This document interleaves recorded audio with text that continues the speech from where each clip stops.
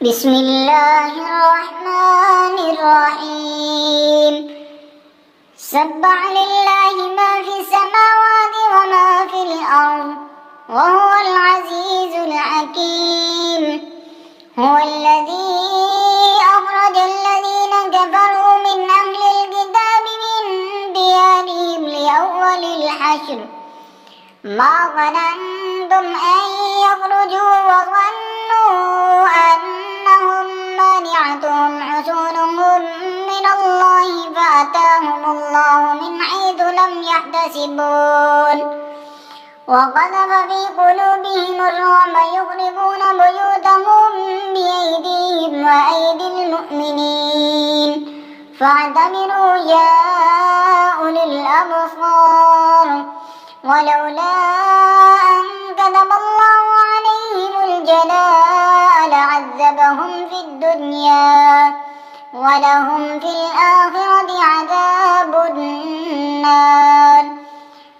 ذلك بأنهم شاقوا الله ورسوله ومن يشاق الله فإن الله شديد العقاب.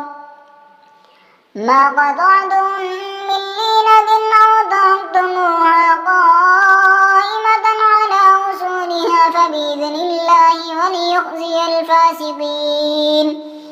وما أفاء الله على رسوله منهم فما أوجفتم عليه من خيل ولا ركاب ولكن الله يسلط رسله على من يشاء والله على كل شيء قدير. ما أفاء الله على رسوله من أهل القرى فلله وللرسول ولذي القربى واليتامى والمساكين وابن السبيل كي لا يكون دولة بين الأغنياء منكم. وما آتاكم الرسول فخذوه وما نهاكم عنه فانتهوا واتقوا الله إن الله شديد العقاب.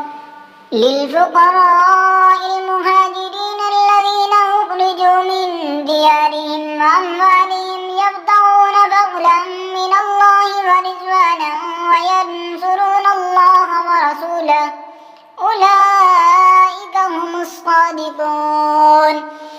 والذين تبوأوا الدار والإيمان من قبلهم يحبون من هاجر إليهم ولا يجدون في صدورهم حاجة مما أوتوا ويؤثرون على أنفسهم ولو كان بهم خصاصة ومن يوق شح نفسه فأولئك هم المفلحون.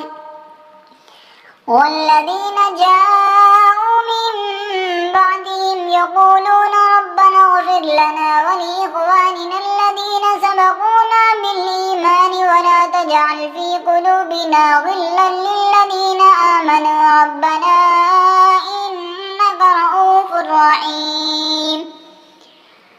ألم تر إلى الذين نافقوا يقولون لإخوانهم الذين كفروا من أهل الكتاب لئن أخرجتم لنخرجن معكم ولا نطيع فيكم أحدا أبدا وإن قتلتم لننصرنكم والله يشهد إنهم لكاذبون. لئن أخرجوا لا يخرجون معهم ولئن قتلوا لا ينصرونهم ولئن نصروهم ليولن الأدبار ثم لا ينصرون. لأنتم أشد رهبة في صدورهم من الله ذلك بأنهم قوم لا يفقهون. لا يقاتلونكم جميعا إلا في قرى محصنة أو من وراء جدر بأسهم بينهم شديد تحسبهم جميعا وقلوبهم شتى ذلك بأنهم قوم لا يعقلون كمثل الذين من قبلهم قريبا ذاقوا وبال أمرهم ولهم عذاب أليم كمثل الشيطان إذ قال للإنسان اكفر فلما كفر قال إني بريء منك إني أخاف الله رب العالمين فكان عاقبتهما أنهما في النار خالدين فيها وذلك جزاء الظالمين يا أيها الذين آمنوا اتقوا الله ولتنظر نفس ما قدمت لغد واتقوا الله إن الله خبير بما تعملون ولا تكونوا كالذين نسوا الله فأنساهم أنفسهم أولئك هم الفاسقون لا يستوي أصحاب النار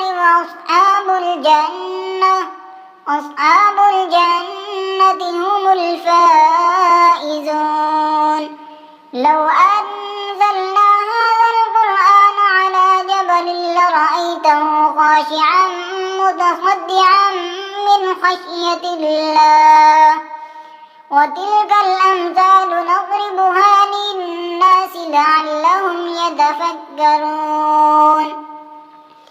هو الله الذي لا إله إلا هو عالم الغيب والشهادة هو الرحمن الرحيم هو الله الذي لا إله إلا هو الملك القدوس السلام المؤمن المهيمن العزيز الجبار المتكبر سبحان الله عما يشركون هو الله الخالق البارئ المصور له الأسماء الحسنى يسبح له ما في السماوات والأرض وهو العزيز